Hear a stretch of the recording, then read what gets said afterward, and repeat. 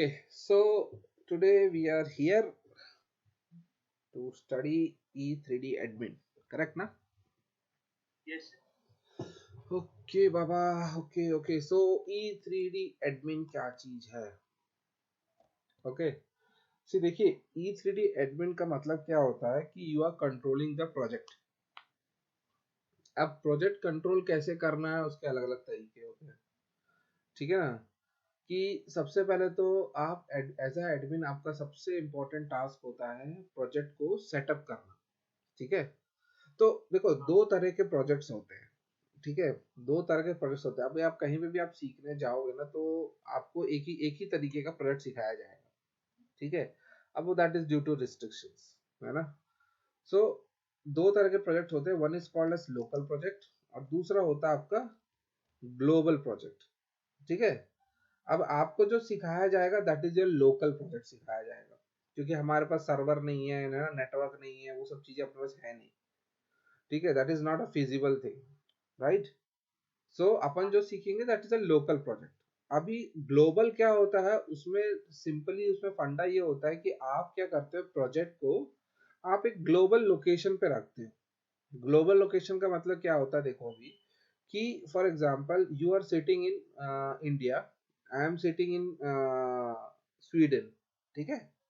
अभी हम दोनों को एक ही प्रोजेक्ट पे काम करना है, ठीक है? Now you are working in piping, I am also working in piping, correct?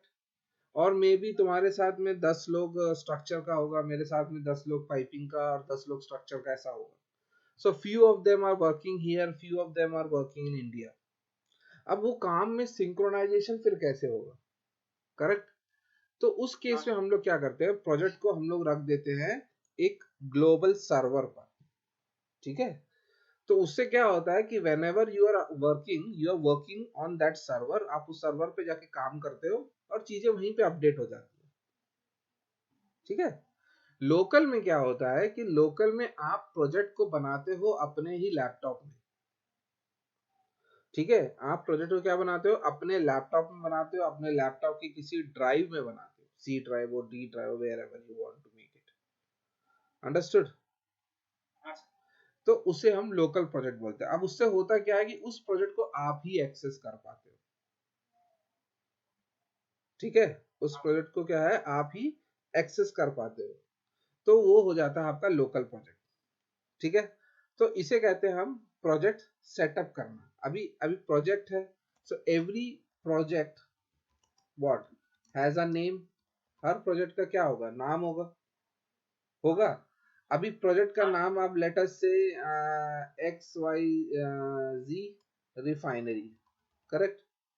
ये हो गया प्रोजेक्ट का नेम, एक्स वाई जी रिफाइनरी करके प्रोजेक्ट का नेम हो गया। सो E3D में क्या होता है, आपको प्रोजेक्ट का जो नेम होता है ना उसको कोड देना पड़ता है। अभी कोई भी प्रोजेक्ट है, लेटर से कोई प्रोजेक्ट का नाम है, अभी एक्स वाई जी रिफाइनरी है, तो आप उसको क्या 3 अल्फाबेट्स का नाम देते हो, प्रोजेक्ट कोड जो होता है ना। सो प्रोजेक्ट कोड आप क्या दोगे, 3 अल्फाबेट का नाम दोगे, ये ऐसा कंपलसरी है। सो आपने नाम दे दिया एक्स वाई जी लेटर से, ठीक है? अभी क्या होता है कि इसके अंदर फिर इसकी जो है फाइल्स बन के तैयार होती है ना? इसके अंदर क्या होती है, फाइल्स बन के तैयार होती है जो कि स्टोर करती है प्रोजेक्ट के सेटअप की इंफॉर्मेशंस को। अभी जैसे आपके हर प्रोजेक्ट में क्या होता है, जैसे अभी E3D में आप प्रोजेक्ट बनाते तो you have different different modules, है ना? जैसे आप उसमें क्या होता है, आपका एक तो मॉडल मॉड्यूल होता है, ड्राफ्ट होता है, आईसो ड्राफ्ट होता है, पैरागॉन होता है, दुनिया भर की चीजें होती है ना। तो हर चीज का क्या होता है कि एक फोल्डर तैयार होता है, वो फोल्डर में उससे रिलेटेड जो फाइल्स होती है, जो उस चीज को रन करने के लिए, एग्जीक्यूट करने के लिए जो रिक्वायर्ड होती है, वो ऑटोमेटिकली क्रिएट हो जाती है, राइट? हाँ। ठीक है, इतना समझ में आया? हम्म। ओके, सो ये हो गया आपका प्रोजेक्ट। अभी हम सेटअप करने की बातें कर रहे हैं। एक तो लोकल ग्लोबल हो गया, फिर प्रोजेक्ट का नाम हो गया, उसका कोड हो गया, 3 नंबर 3 अल्फाबेट्स का, एंड उससे रिलेटेड जो फाइल्स होती है उसके फोल्डर्स बनते जाते हैं और वहां पे आपकी सारी इंफॉर्मेशन क्या होती है, स्टोर होते जाती है, करेक्ट? अब जब आप प्रोजेक्ट एडमिन बनते हो तो उसमें अभी हर कंपनी का अलग फंडा है। मैं जब इंडिया में था तो जब हमने चालू किया था तो that was a small form, ठीक है? अब उस स्मॉल फॉर्म में क्या होता था कि जो E3D एडमिन होता था, E3D admin, he has to handle everything। समझ रहे हो? एवरीथिंग का मतलब क्या होता था कि जो एडमिन होता है उसमें 3 पार्ट है। एक होता है आपका कहलाता है सिस्टम एडमिन, ठीक है, दूसरा आपका होता है ड्राफ्ट एडमिन, और तीसरा आपका होता है आईसो एडमिन। ठीक है, सिस्टम एडमिन, ड्राफ्ट एडमिन और आईसो एडमिन। अभी जो क्या बोलते हैं आपका जो पीडीएमएस हुआ करता था इससे E3D से पहले, ठीक है ना, E3D से पहले जो पीडीएमएस हुआ करता था उसमें ना पीडीएमएस एडमिन बोलने से समझ में आता था कि ओके पीडीएमएस एडमिन है तो ही विल हैंडल एवरीथिंग। उस टाइम पे तो ऐसे ही होता था, है ना। बट अभी कैसा हो गया ना, E3D एडमिन में क्या हो गया कि सिस्टम एडमिन अलग है, ड्राफ्ट का एडमिन अलग है, आईसो का एडमिन अलग है, ठीक है। तो वो अभी डिसाइड कैसे होता है? हाँ, वो डिसाइड कैसे होता है एक्चुअली, जो मेरे को जहां तक समझ में आया है अभी तक कि जैसे वही मैं बोल रहा, छोटा फर्म है ना, so they are not going to hire a specific admin for specific role, समझ रहे हो। बट दे विल, जो छोटा फर्म में क्या है कि वो एक E3D एडमिन को हायर करेगा, उसको बोलेगा तुम्हारा काम सब कुछ है, तुमको सिस्टम एडमिन भी करने का है, ड्राफ्ट भी देखने का, आईसो भी देखने का, आईसो निकालने का भी तुम्हारा ही हेडेक है, राइट। जब तुम बड़े फर्म में जाएगा, जैसे अभी तुम एक बड़े फर्म में है, ठीक है, तो उस बड़े फर्म में क्या होता है कि एक छोटा काम करने के लिए भी एक आदमी है, समझ में आ रहा है। अभी वहां पे आप E3D एडमिन का यदि बात करोगे तो उसमें अलग अलग बंदा अलग अलग काम कर रहा होगा। अब हो सकता है या तो टाइटल सेम होगा लेकिन सबको, किसी को बोला कि भाई तुम सिस्टम एडमिन देखो, तुम ड्राफ्ट एडमिन देखो, तुम आईसो एडमिन देखो, राइट। जैसे इधर कैसे होता है, कोई ईआरएम में है, कोई हाँ एडमिन में है। हाँ, तो वही बोल रहा हूँ। जैसे अभी हमारे यहाँ भी कैसा है, एडमिन है तो एडमिन, अब जैसे अपने यहाँ पे कैसा था, जब मैं छोटे, अभी कंपनी का नाम तो नहीं लेंगे अपन, लेकिन जो छोटे फर्म में थे तो वहां पे कैसा होता था कि admin means he is gonna do for every discipline also. तो जब हम छोटा कंपनी में था तो हम स्ट्रक्चरल एडमिन भी कर रहा है, हम पाइपिंग भी कर रहा है, हम इलेक्ट्रिकल भी कर रहा है, हम इंस्ट्रूमेंटेशन भी किया और एचवीएसी भी किया। लेकिन जब हम एक बड़े फर्म में आया तो हम बिल्कुल एक सिमट गया, एक टास्क पे आके फोकस हो गया हमारा। यू गॉट माय एक पॉइंट। पर्टिकुलर काम ही करना है। हाँ, अब हम एक पर्टिकुलर काम ही करते हैं। तो आपको जब ग्रो करना हो ना, so go for a smaller firm जहां पे आपके ऊपर प्रेशर आए, है ना। अभी जब मैं स्टार्ट किया था, है ना, तो मेरे को बहुत प्रेशर था क्योंकि मेरे को सभी डिसिप्लिन को देखना है और मेरे को कुछ पता भी नहीं। So then I research study, इधर उधर से पूछ के करना। तो और ऊपर से क्या, एडमिन के बारे में कोई इन्फॉर्मेशन अवेलेबल है नहीं ओपन मार्केट में, है ना। तो उससे प्रॉब्लम क्या होता था कि खोज के करने में बहुत दिक्कत होता था। बट इवेंचुअली हुआ क्या कि the company was supportive, they are okay for the training, समझ गए। तो ऐसे करके सीख लिया, समझ गए। अभी क्या होता है, एडमिन E3D एडमिन में फंडा ये हो गया है कि बड़ी कंपनी में कि सिस्टम एडमिन अलग है, ड्राफ्ट एडमिन अलग है, आईसो एडमिन अलग है, तो सब अपना अपना काम करे। अब उसमें भी लोग इवॉल्व करते हैं, ऐसा नहीं कि लोग इवॉल्व नहीं करते, ठीक है। सिस्टम एडमिन में चला गए तो लोग थोड़ा सा नेटवर्किंग और इसमें भी घुस जाते हैं। अभी ड्राफ्ट एडमिन है या आईसो एडमिन है तो थोड़ा सा कोडिंग वोडिंग की तरफ चले जाते हैं हम लोग, क्योंकि चीजों को ऐड करना, रिमूव करना, मैक्रो बनाना, ये सब चीजें बहुत बहुत वास्ट हो जाता है। तो then you must know C sharp, ठीक है, थोड़ा सा आपको डॉट नेट आना चाहिए। तो you see learning admin means you are changing your path, है ना। आप अभी एडमिन बनने का सोच रहे हो तो you are changing your part totally, because future में आप जाके कुछ इंफॉर्मेशन मैनेजमेंट सेक्टर में चले जाओगे, ठीक है। You are now no more into core piping, ठीक है, या कोर इलेक्ट्रिकल, कोर स्ट्रक्चरल, जो भी बोल, जिसका भी एडमिन बनना चाहते हो आप। तो आप वो कोर फील्ड छोड़ के now you are diverting yourself to a IT sector, so that आपका एक ऑप्शन वाइड होगा। अभी जैसे I am currently learning HTML, CSS, JavaScript, Python में अभी पढ़ रहा हूँ। वो क्यों पढ़ रहा हूँ, क्योंकि ये मेरे को हेल्प करेगा, बिकॉज मेरे को भी मैक्रो बनाना आता नहीं है, तो I need to learn how to do macro, ये सब। अब वो मैक्रो बनाना तब सीखना जब आपको इसी फील्ड में रहना, ठीक है। आपको यदि इसी फील्ड में रहना then you learn macro blah blah things. अभी आपको इससे भी थोड़ा और वास्ट करना है तो फिर जो सॉफ्टवेयर अवेलेबल है मार्केट में आप उसको सीखो, उसके बाद आप देखो कि आप वो सीखे क्या आप एक खुद का नया E3D बना सकते हो कि नहीं। So if your dream is in that way तो आप ऐसा सोच सकते हो, ठीक है। और यदि वैसा नहीं है, इसी फील्ड में रहना है और यहाँ पे थोड़ा सा इसी में इनोवेशन करना है अविवा E3D के अंदर, then try to learn C# और .NET so that you can make macros। Okay ना? हाँ सर। ठीक है। अच्छा, अब ये हुआ सिस्टम एडमिन, राफ्ट है ना, आइसोलेट। अभी देखो यहाँ पे सबसे इंपॉर्टेंट हमारे लिए होता है सिस्टम एडमिन। अपन जो सीखने वाले हैं वो सिस्टम एडमिन सीखने वाले हैं। आपको कंपनी में काम करना है तो आपको सिस्टम एडमिन आना बहुत जरूरी है, ठीक है। बिकॉज कैसा होता है, फ्रैंकली स्पीकिंग ना, सिस्टम एडमिन आपको अच्छे से आ गया है ना। और एक और होता है, इसमें मैंने एक चीज ऐड मिस कर दिया, that is called as catalogue admin, ठीक है। सो यदि आपको ये दो चीज आ गया ना, ये दो चीज, सो आपको ये दो चीज आ गया तो आपको जॉब मिल जाएगा, ठीक है। Nobody is looking after this और दिस। अच्छा, ये अभी अपने सीवी में अपन जब डालेंगे, जब अपन इसका सीवी बनाएंगे कि एक मिनिमम रिक्वायरमेंट क्या है और कैसे हम एडमिन में घुसे, है ना। तो हम उसमें जो मिनिमम रिक्वायर, अब जैसे ड्राफ्ट एडमिन है, आईसो ड्राफ्ट एडमिन जो होता है वो E3D में ऑलरेडी पहले से सेटअप किया हुआ है, ठीक है। उसमें ज्यादा चेंजेस करने का जरूरत नहीं है। उसमें चेंजेस कब होते हैं, जब आपका कंपनी एक स्पेसिफिक रिक्वायरमेंट के साथ आता है और बोलता है कि मुझे ये चीजें चाहिए, so then it will goes to a macro level, ठीक है। so that's why people are looking for a guy जिसको E3D एडमिन बनना है। so उसके लिए इंपॉर्टेंट होता है सिस्टम एडमिन और कैटलॉग एडमिन सीखना, ठीक है। इसको कुछ करने का जरूरत होता नहीं क्योंकि ऑलरेडी E3D में अवेलेबल है। अभी आप एक स्मॉल फर्म में जाएंगे, सो उनका डिमांड नहीं होता है कि ये सब चीजों में इन्वेस्ट करें। उनका काम होता है प्रोजेक्ट सेटअप करके दो और कैटलॉगिंग करके दो ताकि हमारा प्रोजेक्ट एक रनिंग फेज में आए। जो एक मेंटालिटी बता रहा हूँ मैं, ठीक है। उसके बाद लेटर ऑन वो बोलते हैं कि थोड़ा बहुत कर दो, ये कर दो, वो कर दो, तो वी उसके लिए हमारे पास अल्टरनेटिव सॉल्यूशंस होते हैं, ठीक है। वो हम डिस्कस करेंगे। चलिए, सिस्टम एडमिन की बात करते हैं। सिस्टम एडमिन का सबसे इंपॉर्टेंट काम होता है सबसे पहले प्रोजेक्ट को सेटअप करना।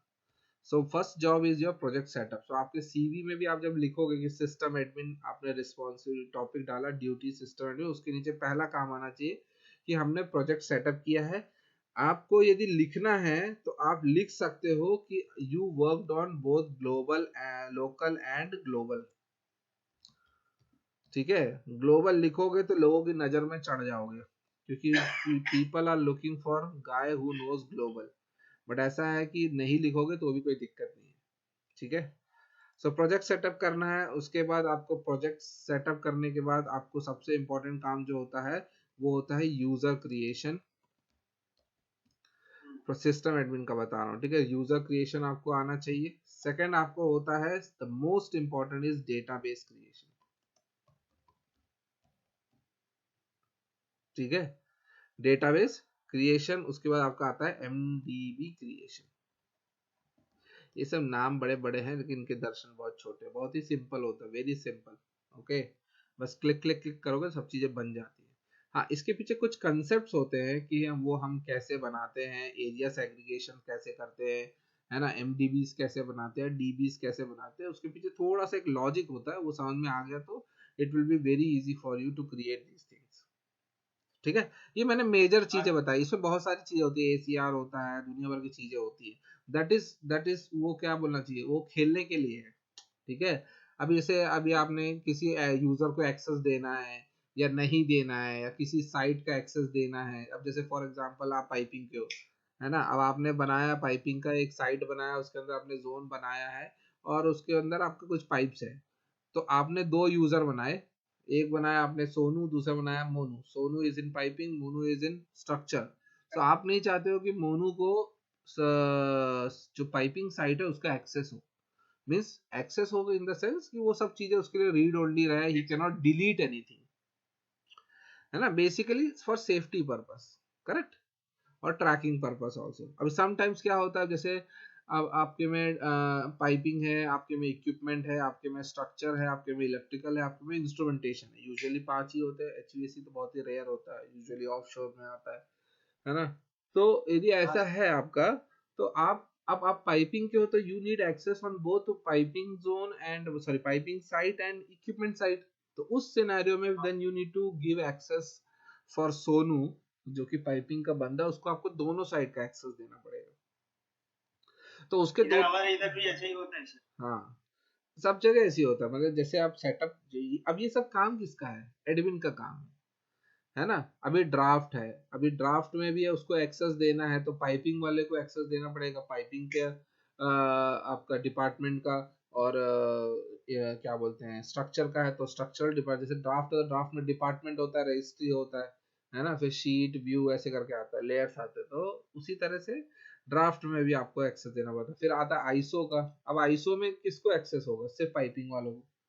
स्ट्रक्चर वाले तो आईसो निकालेंगे नहीं। सो आईसो में जब जाएंगे तो उसमें हम आईसो को सॉरी पाइपिंग यूजर को ही उसका एक्सेस देंगे। सो वो सब जो चीजें होती हैं वो कहाँ पे होता है? सिस्टम एडमिन में होता है। वो सारी जो चीजें होती हैं वो सिस्टम एडमिन में होती है। इतना समझ में आया? इतना ही है सिस्टम हाँ, एडमिन, कोई बड़ा ज्यादा कुछ है नहीं। मतलब प्रोजेक्ट को रिप्रेजेंट करना पहले से। हाँ मतलब आपको, आपका काम है कि एक प्रोजेक्ट का एक फाइल बनाओ, उसको एक लोकेशन पे रखो, उस लोकेशन में सारी जो प्रोजेक्ट से रिलेटेड जो भी चीजें होती, देखो क्या होता है, जो E3D होता है ना, जब भी काम होता है E3D में, जब भी हम सेव वर्क करते हैं, है ना, तो इट क्रिएट्स अ फाइल। ठीक है, इट क्रिएट्स अ फाइल, और वो फाइल जाके स्टोर होता है जब हम प्रोजेक्ट बनाते हैं। जैसे हमने ये यहाँ पे प्रोजेक्ट किया ना, ये कहाँ गया? ये प्रोजेक्ट सेटअप, मतलब प्रोजेक्ट क्रिएट किया है। तो वो जब प्रोजेक्ट क्रिएट करते हैं तो एक फोल्डर बनता है। Let me show you.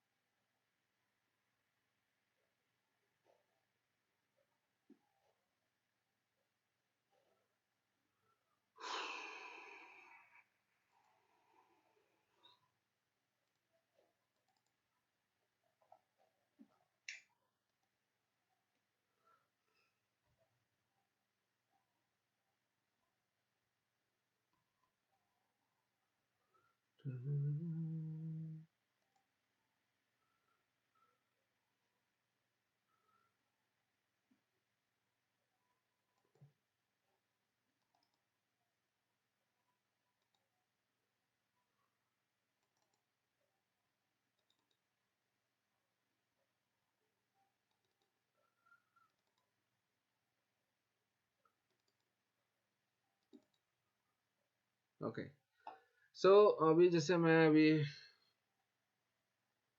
बहुत सारे बना के रखे हैं यार, देखो खैर कोई नहीं। देखो अभी देखो जैसे ये है, so these are, so basically what is this, this a project name. Okay, okay, इस प्रोजेक्ट में हमने देखो ANV, so this is a project code, 3 letters का कोड है। अब उसमें ये जो फाइल्स होती है, these are the folders. Okay, so 000 जो होता है ये तुम्हारी डिजाइन की, डिजाइन का फोल्डर। तो तुम डिजाइन में जो भी चेंजेस करेगा वो यहाँ पे एज अ फाइल के रूप में सेव होता जाएगा, राइट। हर दिन का एक फाइल बनता है, जो भी बंदा सेव वर्क करेगा ना उसका फाइल इधर सेव होता है, करेक्ट। सो ये डिजाइन के लिए आपका। सिमिलरली आप आगे चलेगा तो इधर आपको डिफॉल्ट्स का फाइल मिलेगा। यहाँ पे आप आगे देखोगे तो इंफॉर्मेशन का फाइल, आईसो का file, mac file, pic file, pictures जो भी हम ड्राफ्ट में सेव करते हैं वो सब का फाइल, टेम्पलेट्स है, दुनिया भर की चीजें। ये जो होता है, ये जो इवार जो है, ये होता है आपका बैट फाइल। ठीक है, अभी इसमें इसको इसको करते क्या है वो बताता हूँ। देखो ये जो होता है ना, ये वो फाइल है। अभी ये सब मैं आपको बताऊंगा, ये सब कैसे बनाना है, ये सब हमको पता होना चाहिए। ठीक है, कैसे बनाना है क्या है। तो ये फाइल करता क्या है बेसिकली, ये आप देख रहे हो, ये ANV000 ID। सो ये इसकी वजह से जब आप E3D ओपन करते हो तो you can see your project name there. Okay, और ये चीजें क्या करती है, जैसे ANVGCD है, तो ये बताता है कि इसका फाइल कहाँ है। तो मतलब जब आपने प्रोजेक्ट को ओपन किया और आपको मान लो किसी भी एक पर्टिकुलर, जैसे मान लो डिजाइन की बात कर रहा हूँ, मैंने डिजाइन में कुछ चेंज किया, तो this because of this notepad file it goes to this folder and save the file there. ठीक है, तो ये उसके लिए, अंडरस्टूड।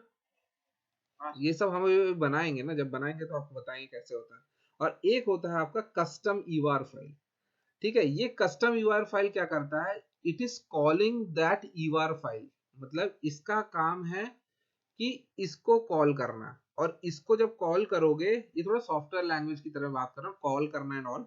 इसको जब कॉल करोगे तो ये चीजें लेके ये इसको कॉल करने पे ये जाएगा इन फोल्डर पे, और इस फोल्डर पे जाने से उसके अंदर वो फाइल सेव हो जाएगी। तो बेसिकली ये क्या हो रहा है, हम बोल रहे हैं, मैं बोल रहा हूँ कि मैं तुमको कॉल करता, तुम एक काम करना और पड़ोसी को बता देना। समझ रहे हैं? ये एक हाँ तरह का सर। रास्ता है, किसी के पास पहुंचने का रास्ता है ये। ठीक है, सॉफ्टवेयर ऐसे ही काम होते हैं ना। सॉफ्टवेयर में क्या होता है, हम कोड सीक्वेंस वाइज लिखते हैं, तो चीजें सीक्वेंस वाइज उस स्टेप में होती जाती है। ठीक है, instruction, set of instruction written on a sequence. ठीक है, तो अभी तुमको कस्टम यूआर फाइल दिखाता हूँ। देखो कस्टम यूआर फाइल में क्या होता है, this is a very important file for a admin. Okay, अभी इसमें बहुत सारी चीजें आपको लिखी होंगी, बट जो कि आपको समझने की इतनी जरूरत नहीं है, अनटिल एंड अनलेस आप बिल्कुल प्योर कोडर वोडर हो तो आपको ये सब चीजें समझ में आएगा। बेसिकली है कुछ नहीं, सब जगह आपको देखो उसका पाथ लिखा हुआ है। आप हाँ सर। थोड़ा समझोगे ध्यान से तो इट्स अ बैट फाइल, सब जगह बैट फाइल को कॉल कर रहा है, ये होगा तो ये होना चाहिए, ये होगा तो ये। आपने एक चीज नोटिस किया होगा, समटाइम्स आप जब मॉडल ओपन करते हो तो आपका मॉडल ओपन नहीं होता है ना, एरर थ्रो हाँ करता है। या फिर आपने एक चीज बहुत ही कॉमनली नोटिस करी होगी कि इसमें आपने देखा सिंगल होगा एरर भी आता है। नहीं नहीं, मैं क्या बोलना चाहता, मॉनिटर ओपन हो जाता है। आपने देखा है कभी कभार आप मॉडल ओपन कर रहे हो और उसको वो बोलता है कि नहीं, वो सीधा मॉनिटर मॉड्यूल में लेके चला जाता है। यार आइसोड्राफ्ट ओपन करोगे तो मॉनिटर मॉड्यूल में लेके चला गया, है ना। Generally it happens with the Paragon. जब हम पैरागॉन ओपन करते हैं और फॉर एग्जांपल मान लीजिए कि पैरागॉन का जो डेटाबेस है वो मल्टीपल एक्सेस के लिए नहीं सेट किया है, सिंगल एक्सेस के लिए किया है। मतलब एक टाइम पे एक ही आदमी, मतलब एक टाइम पे एक ही यूजर पैरागॉन को एक्सेस कर सकता है।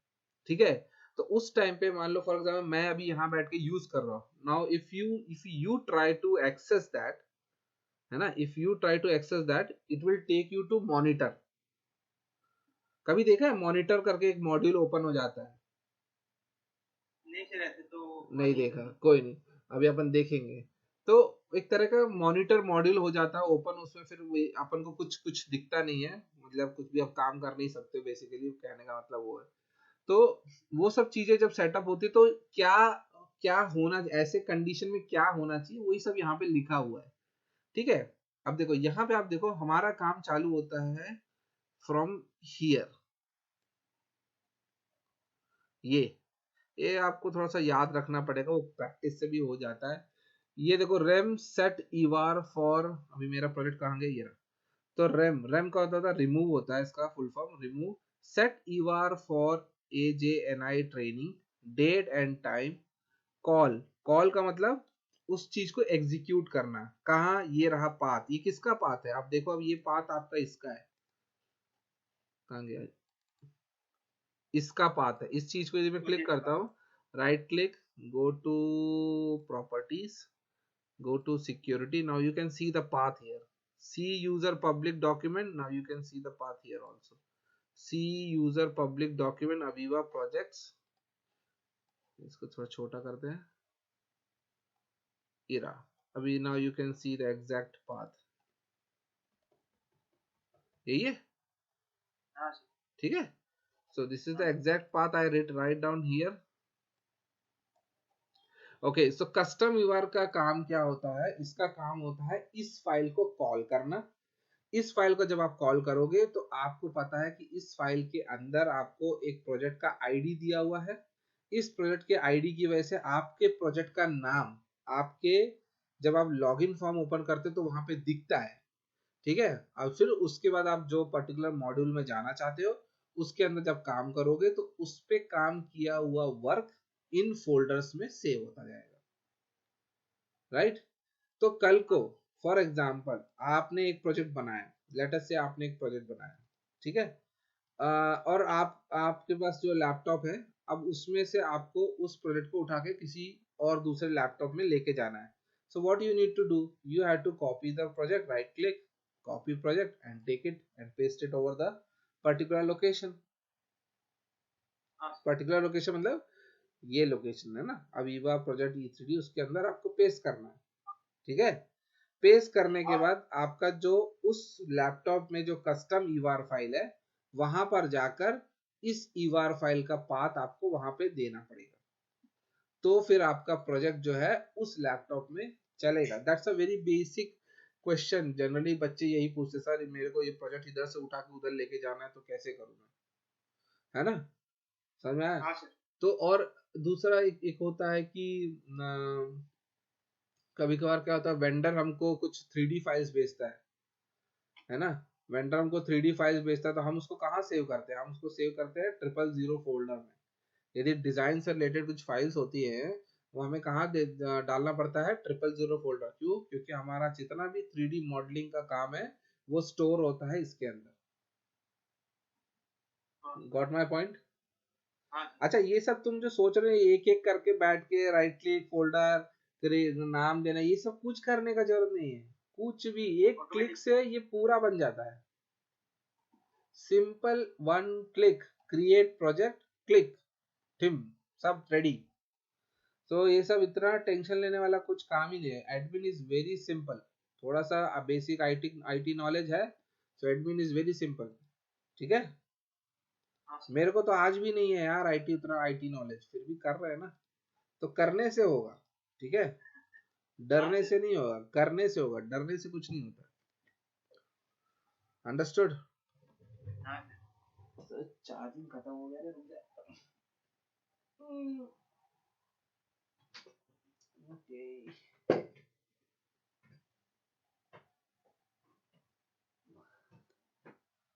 Right, I think now it's getting charge. सो ये हो गया तुम्हारा सिस्टम एडमिन का। अभी इसमें थोड़े बहुत जो छोटे बहुत फीचर्स होते हैं वो हम लोग उसको देखेंगे, समझेंगे उसको क्या है क्या नहीं है। ठीक है, जो सेकेंड इंपॉर्टेंट टॉपिक है वो है तुम्हारा कैटलॉग। नाउ यहाँ पे थोड़ा सा काम करने वाली चीज है ये कैटलॉग एडमिन। ठीक है, अभी देखो कैटलॉग एडमिन जो है, आप डिसिप्लिन वाइज होता है कैटलॉग एडमिन। ठीक है, तो पाइपिंग का कैटलॉग एडमिन होता है, स्ट्रक्चर का होता है, ठीक है, आपका क्या बोलना चाहिए, आर्किटेक्ट एचवैक का होता है, ठीक है, आपका केबल का होता है, केबल और केबल ट्रेस का। ठीक है, तो एडमिन आपके ऐसे होते हैं। अभी आप जो सीखने वाले हो वो पाइपिंग का है, बाकी का स्ट्रक्चर, एचवैक और केबल, उस सबका है। स्ट्रक्चर वाले के लिए अलग से सीखना पड़ता है क्या? हाँ हाँ। कैटलॉग। अच्छा, और अभी सिविल वाले देखो नाउ कैटलॉग का, देखो कैटलॉग का मतलब क्या होता है, you are giving a shape to an object. अभी जैसे फॉर एग्जांपल एल्बो है, तो एल्बो कैसे उसका शेप आता है? जैसे आपने आपने मैंने आपको कल बोला था ना, जब अपनी बात हो रही थी, मैंने बोला था ना कि आपका पाइपिंग का बेसिक स्ट्रांग है कि नहीं है।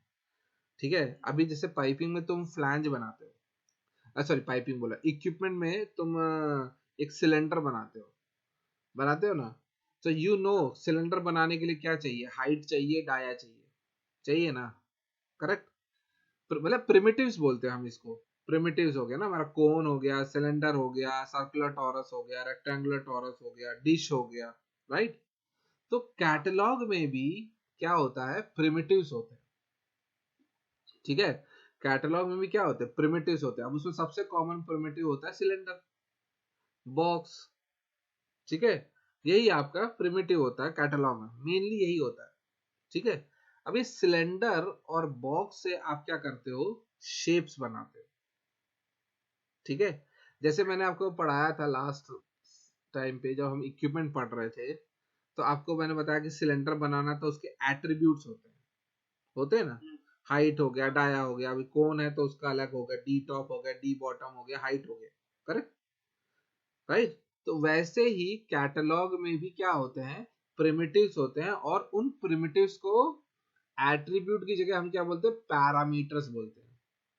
क्या बोलते हैं? पैरामीटर्स। तो उसको पैरामीटर को हम लोग लिखते हैं PARA, या फिर हम उसको लिख सकते हैं PARAM, पैरा या पैरम। ठीक है, इतना समझ में आया? हाँ सर। सर एक जैसे एक एक फ्लैंज का जैसे क्यू कैटरेप मारा तो वो उसका डिफाइन करेगा ना हाँ फ्लैंज नहीं, का। कैट देखो दो चीजें होती हैं। एक होता है जैसे आपने कमांड में लिखा फॉर क्यू, आपने लिखा क्यू कैटरफ। सो क्यू कैटरफ का मतलब क्या होता है? Catalogue reference. ठीक है। यदि आप किसी भी कंपोनेंट पे जाके, एक फ्लैंज पे जाके आप लिखते हो क्यू पैरा, ठीक है, क्यू पैरा लिखते हो तो it will show you like this 100 FRFA, sorry 100 space FRFA space 12 30। Space 30 space 160, ऐसा ऐसा कुछ लिख के आएगा। ठीक है। और स्पेस 25 ऐसा लिख के आएगा। अभी ये जो क्यू पैरा करने से आपने जो ये लिख के आया 100 FRFA 12 30 160 25, what are these things? So these are the parametric value which define the shape of a flange। ठीक है। अभी इसके लिए आपको क्या करना, अभी देखो एक कैटलॉग एडमिन जो होता है ना, ये सबसे इंपॉर्टेंट एडमिन होता है। अभी मैं यदि इसको दिखाऊं पाइप डेटा प्रो में,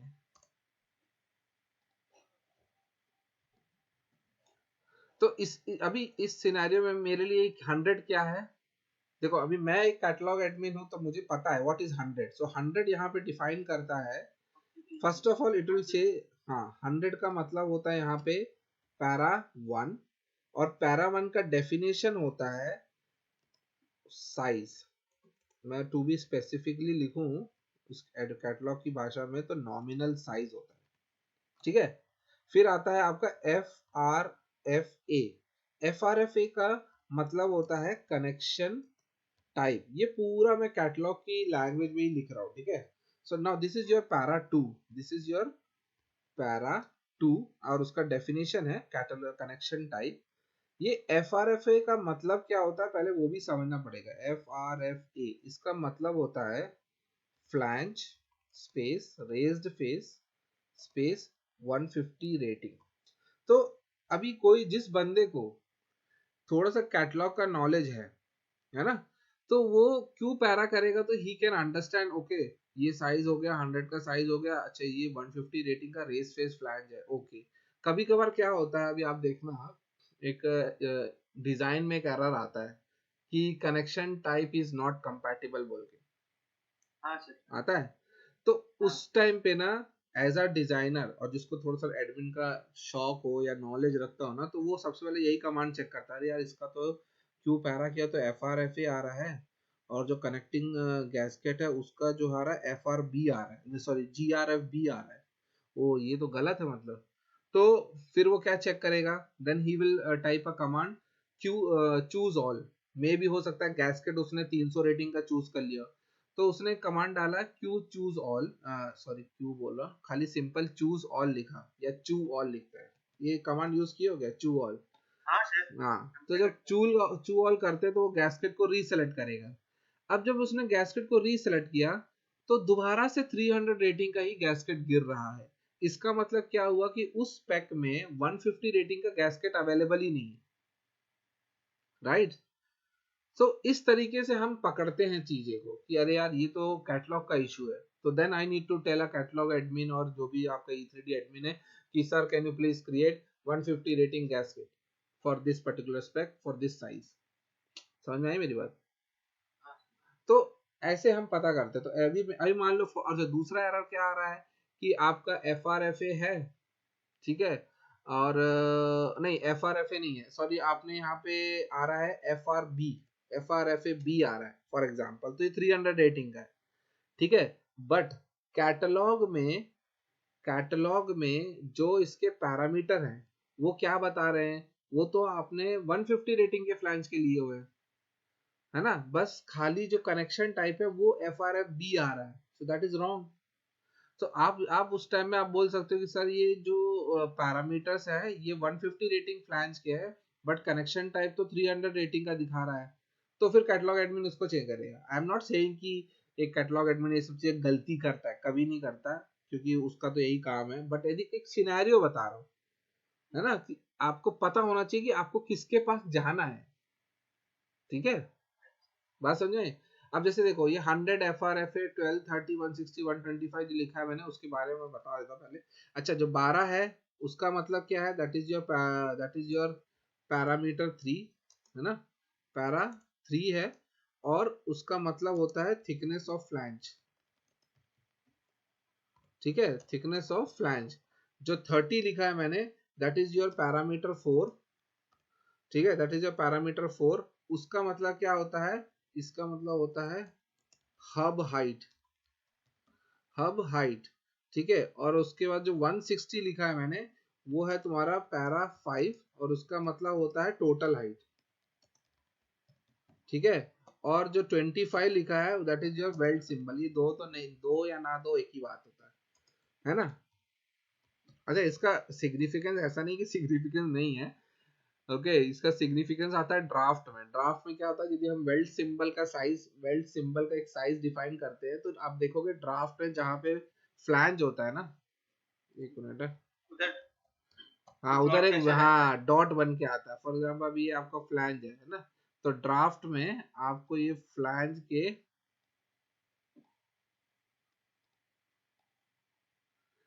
एक एंड पे ना यहाँ पे आपको एक सर्कल बन के आएगा, डार्क सर्कल, कि भाई ये वेल्ड है, ठीक है। तो उसके लिए वेल्ड सिंबल देते हैं, जैसे एल्बो में देते हैं, फ्लैंज में देते हैं, जहां भी बट वेल्डेड कनेक्शन आता है वो, ठीक है। अच्छा इसमें एक और आएगा, FRFA हो गया, और यहाँ पे BW भी आएगा कनेक्शन, यदि 2 देना है तो, है ना। P1 पॉइंट पे हमने FRFA दिया, P2 पॉइंट पे बट वेल्ड दे दिया, ठीक है। तो इस तरह से आएगा, गॉट माय पॉइंट। तो अभी ये मैंने आपको एक सिनेरियो बताया। अच्छा पूरी चीज जो भी कैटलॉग में बनेगा वो इसी फॉर्म में बनता है, para 1 para 2 para 3 para 4 para 5 para 6 para 7 ऐसा बनता जाएगा, गॉट माय पॉइंट, ठीक है। अब यहाँ देखो ये फ्लैंज है, तो क्या क्या लिया मैंने, थिकनेस लिया, है ना, ये इसकी मैंने टोटल हाइट ले ली, और यहाँ पे आप देखोगे तो यहाँ पे आपको एक हब का हाइट मिलेगा। हब का हाइट इसलिए लिया क्योंकि ये मेरे को कोन का हाइट चाहिए, कोन, ठीक है। और फिर हमको यहाँ पे एक और इम्पोर्टेंट जो पॉइंट था that is your flange OD. तो फ्लैंज ओडी क्या आएगा, कितना है 150 है। लेट अस से मैं अभी 2 इंच का ही लेता हूँ मैं इसको, तो 50 लिख देते हैं, 50 और मैंने लास्ट में लिख दिया कितना 150 जो भी है।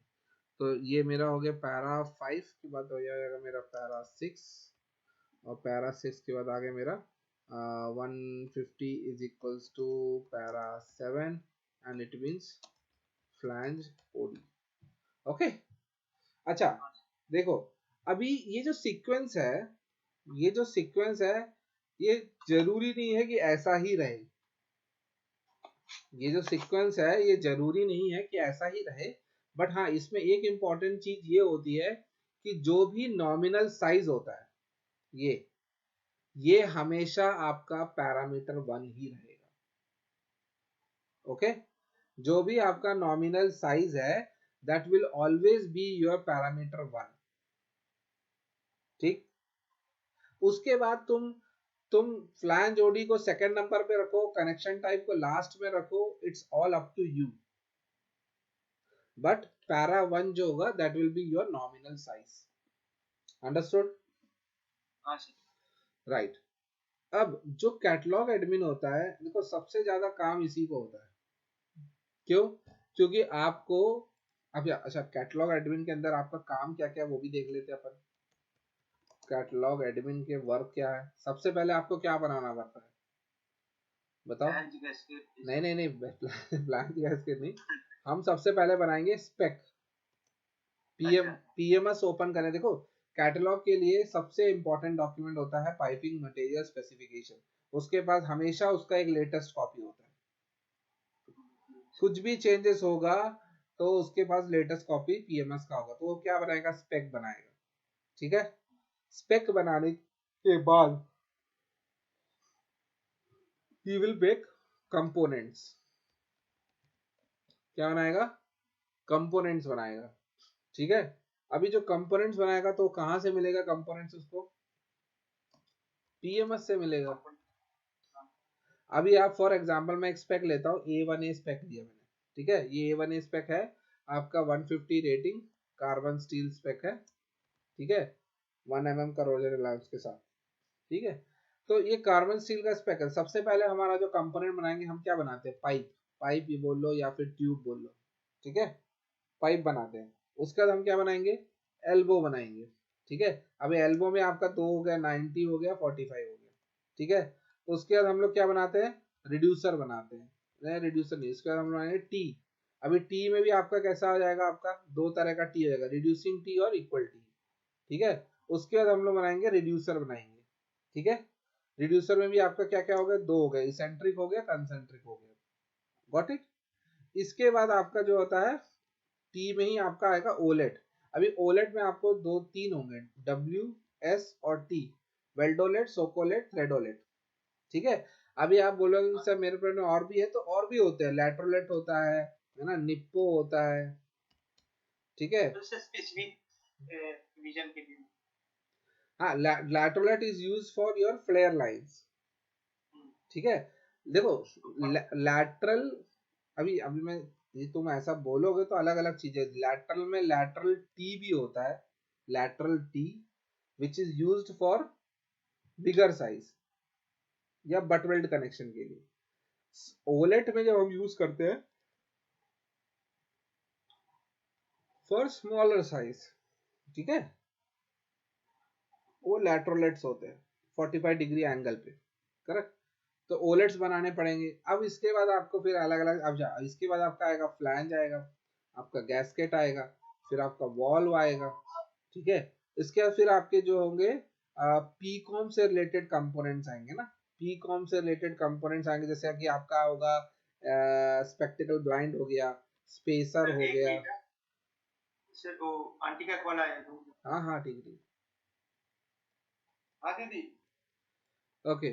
सो अभी पीकॉम हो गया ना, इसमें बहुत सारी चीजें आ जाती हैं आपकी पीकॉम में, ठीक है। उसके बाद फिर आपका जो छोटे मोटे कंपोनेंट्स हो गए, जैसे कि आपका यूनियन हो गया, हाफ कपलिंग हो गया, तो उस तरह की चीजें, निप्पल्स हो गए, ये सब है ना। तो ये क्या है, ये सब आपके क्या हो गए, कंपोनेंट्स हो गए। अभी इसमें सबसे बड़ा जो चंक होता है, सबसे बड़ा चंक मतलब सबसे ज्यादा काम जो होता है, वो होता है आपका वॉल्स में, ठीक है। सबसे ज्यादा काम किस में होता है, आपका वॉल में होता है। क्यों, क्या हो, क्यों ऐसा वॉल में सबसे ज्यादा काम होता है। अच्छा, एक वॉल में काम होता है और दूसरा काम होता है आपका इंस्ट्रूमेंट वॉल में काम होता है, या फिर इंस्ट्रूमेंट्स बनाने में। क्यों, क्योंकि क्या होता है, इन सब की आती है वेंडर की ड्राइंग्स, इनकी क्या होती है,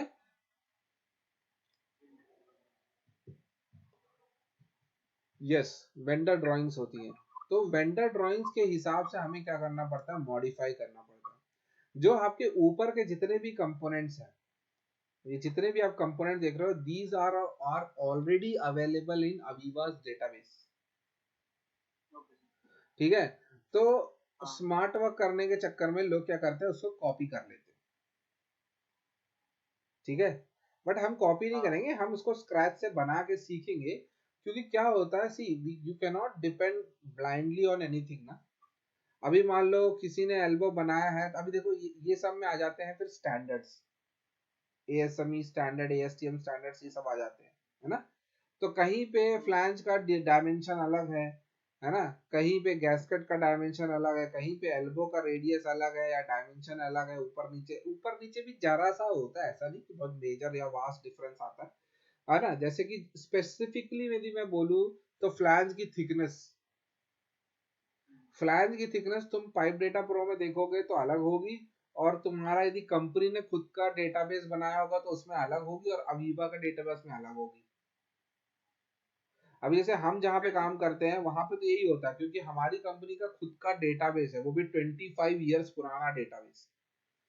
अवीवा का भी डेटाबेस है। जब भी मैं पाइप डेटा प्रो में चेक करता हूँ, यदि मान लो कल को मैं एक नया कंपोनेंट बनाने की कोशिश करता हूँ, और जब मैं देखता हूँ अरे यार पुराने कंपोनेंट में तो फ्लैंज की थिकनेस 19 mm दी थी, पाइप डेटा प्रो में 18 दी हुई है, अब मैं क्या करूँ।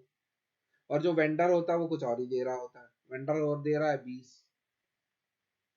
तो उस सिनेरियो में आपको क्या करना पड़ता है, you have to go with the vendor, क्योंकि प्रोक्योर तो हम वेंडर से ही कर रहे हैं, है ना। जब आपके पास इंफॉर्मेशन ना हो तब you can rely on data, pipe data pro. But जब आपके पास वेंडर इंफॉर्मेशन अवेलेबल है, तो you have to follow the vendor information.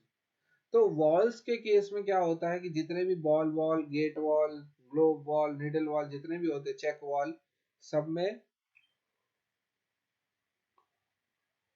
Dimensions are different. ठीक है, सब में डायमेंशंस आर डिफरेंट। अभी जैसे वॉल का एग्जांपल लेता हूँ मैं, तो वॉल में 2 डायमेंशन जो है सबसे इंपॉर्टेंट होती है। जैसे मान लो ये मेरा वॉल है, दिस इज माई वॉल,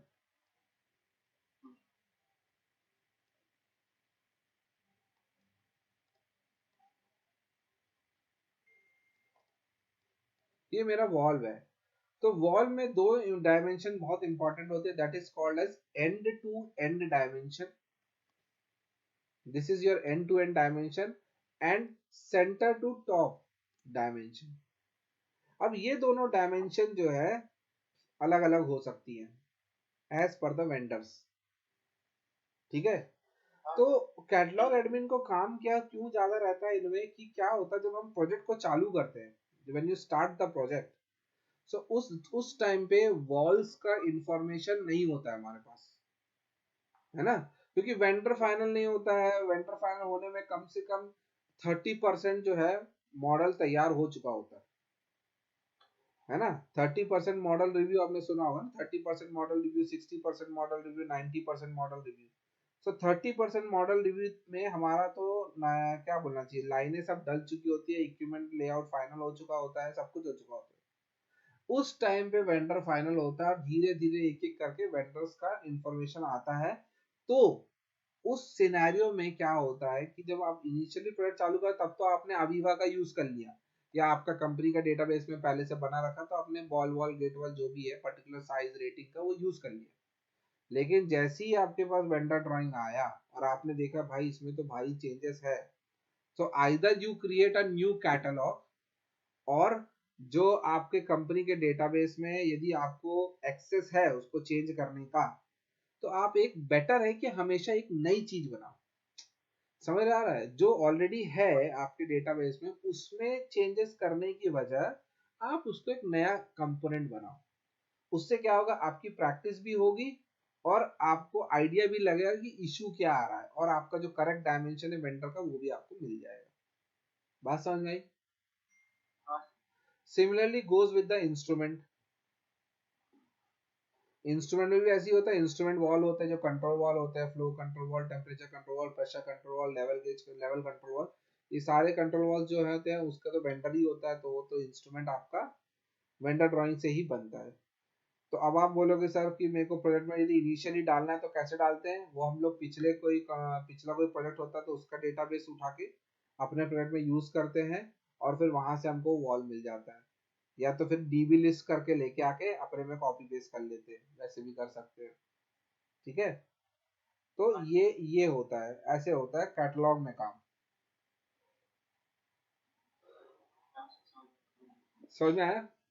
अभी कैटलॉग में खाली बस ये नहीं होता, इसके बाद अभी तो आपने क्या बनाया, स्पेक बनाया।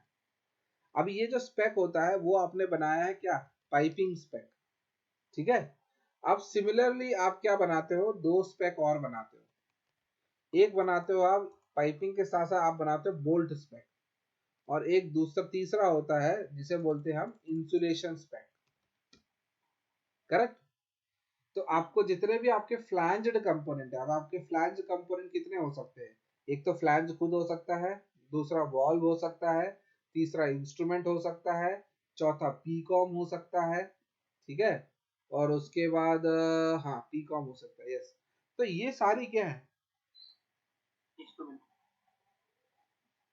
नहीं, ये सारे फ्लैंज्ड कंपोनेंट है। फ्लैंज्ड कंपोनेंट का मतलब क्या होता है, जिसके एंड्स जो है या तो रेस फेस्ड हो, या तो रिंग टाइप जॉइंट हो, या तो मेल फीमेल ग्रूव हो, है ना ऐसा।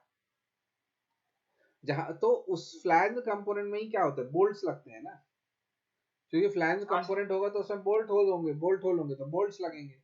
अभी जैसे कोई ट्यूब है, पाइप है, अब पाइप में तो बोल्ट्स लगते नहीं है ना, है ना, टी है तो उसमें नहीं लगता। अब डिपेंड करता है कि अब से एल्बो है, तो कभी कभार एल्बो क्या होते हैं, फ्लैंज्ड एल्बो भी होते हैं, एल्बो के दोनों एंड पे फ्लैंज लगे होते हैं, है ना, जो कि रेयर होता है। मैं बता रहा हूँ एल्बो फ्लैंज जो होता है वो रेयर होता है, लेकिन होता तो है। तो ऐसे सिनेरियो में क्या होगा, फिर उसमें ही बोल्ट्स लगेंगे। तो जो भी फ्लैंज्ड कंपोनेंट है उसके लिए हमको बोल्ट स्पेक बनाना पड़ेगा। ठीक है, बोल्ड स्पेक बनाओगे। सिमिलरली फॉर इंसुलेशन, अभी इंसुलेशन भी जो होता है अलग अलग टाइप के होता है, hot insulation, cold insulation, personal protection. तो उसके हिसाब से आपको इंसुलेशन का स्पेक बनाना पड़ेगा, और उस इंसुलेशन के अंदर आपको इंसुलेशन की थिकनेस डिफाइन करनी होती है बेसिकली, कि यदि 6 इंच का पाइप है और उसमें यदि मैं इंसुलेशन थिकनेस 40 mm का डालना चाहता हूँ, so you have to create a insulation thickness of 40 mm। उसमें आप फिर उसके same parameter 1, parameter 2, parameter 3, parameter 4, 4 ही आते हैं उसमें, 4 भी नहीं आते, कभी कभी तो 2 ही आते हैं। ठीक है, तो ऐसे, तो कैटलॉगिंग में ये है आपका काम। समझ में आया? कोई डाउट यहाँ तक? नहीं सर। ठीक। उसके बाद आपका आता है ड्राफ्ट एडमिन। जैसे मैंने आपको बताया draft admin and ISO draft admin, जो इसमें आपको ज्यादा काम करने का जरूरत नहीं, क्योंकि जो टेम्पलेट्स होता है, अब इसमें बेसिकली हमारा काम क्या होता है कि टेम्पलेट्स बनाने का। ठीक है, अभी क्या होता है, अवीवा ने ऑलरेडी अपना टेम्पलेट सब बना रखा है, कि भाई तुमने देखा होगा कभी, यदि आपने सैम्पल प्लेट चलाया होगा तो उसमें देखना कि अवीवा के टेम्पलेट्स अवेलेबल है। ठीक है, अब आप बोलोगे सर हम, मेरे को कंपनी में थोड़ी ना अवीवा का टेम्पलेट यूज करना है ना? बड़ी बात है भाई। तो ड्राफ्ट एडमिन का काम क्या होता है? ड्राफ्ट एडमिन का काम होता है टू क्रिएट अ टेम्पलेट। अच्छा भाई, अब टेम्पलेट बनाना तो इसके लिए तुमको ऑटोकैड आना चाहिए। ठीक है, अब हम क्या बनाते हैं, अभी इसको मैं अवीवा की भाषा में बोलूँ तो इसको बोलते हैं बैकिंग शीट। क्या बोलते हैं इसको? बैकिंग शीट बोलते हैं। अभी बैकिंग शीट क्या होती है? ए जीरो शीट होती है, A0 साइज की एक शीट होती है। इस A0 शीट में आप क्या करते हो, आप क्या करते हो, पूरा टेम्पलेट बनाते हो। आप पहले एक स्क्वायर बनाओगे, ये सब ऑटोकैड में करना है। ठीक है, स्क्वायर बनाया आपने, स्क्वायर बनाने के बाद आपने यहाँ पे एक लाइन खींची, ये सब ऑटोकैड में एक लाइन बनाओगे। अच्छा, ये स्क्वायर है तो ये ये सब है ना लाइन से बनना चाहिए, means you should not use a square और एनी पॉलीगॉन। ठीक है, सब लाइन से बनेगा, सिंगल सिंगल लाइन से बनाना है ना, इसलिए थोड़ा सा ये टीडियस हो जाता है। ठीक है, तो ये आपने एक स्ट्रेट लाइन ऐसी खींची, फिर आपको आपको बैकिंग शीट में यहाँ पे आपको एक नॉर्थ दिखाना होगा, तो आप उसको एक नॉर्थ बनाओगे सिंगल सिंगल लाइन से। यहाँ पे एन लिखोगे, अल्फाबेट जो भी लिखना, आपको टेक्स्ट डालो। ठीक है, उसके बाद आपका यहाँ पे एक टेबल आएगा, इधर पे आपका एक टेबल आएगा भाई, कि जो भी जिस जैसा भी आपको टेबल डालना है, की नोट्स हो गए, जनरल नोट्स हो गए दुनिया भर की। फिर यहाँ पे आपका ओवरऑल जो लेआउट का की प्लान बोलते हैं तो वो आएगा। फिर नीचे आपका जो होगा टाइटल बॉक्स होगा। अभी टाइटल बॉक्स में भी कैसा होना चाहिए कि आपको भाई यहाँ पे एक लाइन खींचो कि फॉर प्रोजेक्ट नेम हो गया। ठीक है, फिर उसके बाद डॉक्यूमेंट नेम हो गया, फिर उसके बाद आपका डॉक्यूमेंट नंबर हो गया, फिर उसके बाद आपका प्रोजेक्ट कोड चाहिए तो वो डालो। फिर नीचे यहाँ पे आपने शीट नंबर हो गया, रिवीजन नंबर हो गया। ठीक है, और फिर जो भी इंफॉर्मेशन आपका क्या बोलते हैं, ये डॉक्यूमेंट नंबर जो है वो आएगा। अच्छा, उसके बाद फिर आपका यहाँ पे मान लो यहाँ पे आपका एक टेबल बना दो, है ना? टेबल मालूम है ना, ऐसा देखा होगा आपने, तो यहाँ पे आएगा डेट, फिर यहाँ पे लिखा होगा इशू फॉर रिवीजन या इशू फॉर कंस्ट्रक्शन, जो भी है, री इशू फॉर कंस्ट्रक्शन, फिर डेट और साइन। तो ये सारी चीजें जो है आपने क्या करी है, ऑटोकैड में बनाई है ना। ऑटोकैड में बनाने के बाद इस चीज को आपको क्या करना होता है, इंपोर्ट करना होता है। इस चीज को आपको क्या करना होता है, इंपोर्ट करना होता है ड्राफ्ट के अंदर। ठीक है, जब इसको आप ड्राफ्ट के अंदर इंपोर्ट करोगे, then you can use this backing sheet for your project. बात हाँ समझे? सर। तो ये हम सीखेंगे, हाँ नो सर। डाउट, ये हम सीखेंगे कैसे हम बैकिंग शीट बनाएंगे, उसको इंपोर्ट कैसे करेंगे, ये हम चीजें सीखेंगे। इसमें जो एक एडवांस लेवल की चीजें होती है, that is the macro generation करके, और मतलब उसमें क्या बोलना चाहिए, रूल्स बनाना। ठीक है, और भी 2-3 चीजें होती है, तो वो सब थोड़ा सा एडवांस, वो हम नहीं सीखेंगे क्योंकि वो तो अलग ही चीज है। ठीक है, राइट। हाँ सर। तो ये हो गया ड्राफ्ट एडमिन का, कि बैकिंग शीट कैसे बनाना, कैसे हम उसको प्रोजेक्ट के लिए यूज करेंगे, कैसे उसको असाइन करेंगे, ऑल दोस थिंग्स। ठीक है, सिमिलरली आपका यही सेम चीज आपका आता है आईसो एडमिन में। ठीक है, अब आपने देखा होगा आईसो का एक बैकिंग शीट होता है, आईसो बैकिंग शीट होती है एक, होती है ना, अपन जब आईसो रिलीज करते हैं तो उसमें भी तो होता है बैकिंग शीट, है कि नहीं? हाँ तो सर। वो हम लोग हाँ वो भी सीखेंगे कि आईसो की बैकिंग शीट्स कैसे बनाते हैं, उसको कैसे प्रोजेक्ट के उसमें यूज करेंगे उस बैकिंग शीट को। सिंपल भाषा में बोले तो कैसे उसको हम इंपोर्ट करेंगे आईसो के अंदर, है ना, और फिर then we can issue our ISO on that backing sheet.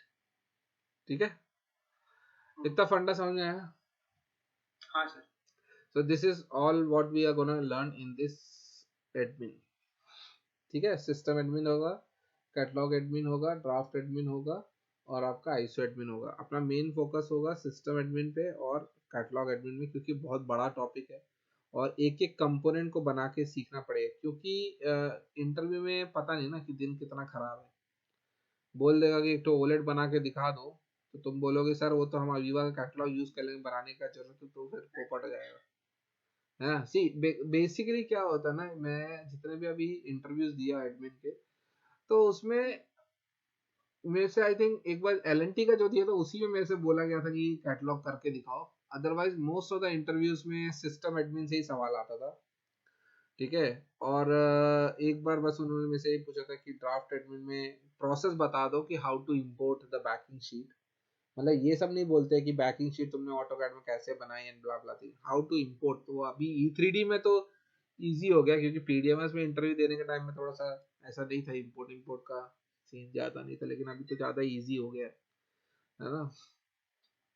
तो मेनली सवाल तो आपके कैटलॉग से ही आते हैं, और सर कैटलॉग बोला, सिस्टम एडमिन से ही सवाल आते हैं कि यूजर कैसे बनाओगे, है ना यार, यूजर को रिस्ट्रिक्ट कैसे करोगे एंड ऑल दोस थिंग्स। तो वो सब चीजें, ठीक है। हाँ सर। तो नेक्स्ट सेशन से फिर हम चालू करेंगे अपना कोर कैसे प्रोजेक्ट सेटअप करते हैं, उस दिन से चालू करेंगे, ठीक है। हाँ सर ठीक।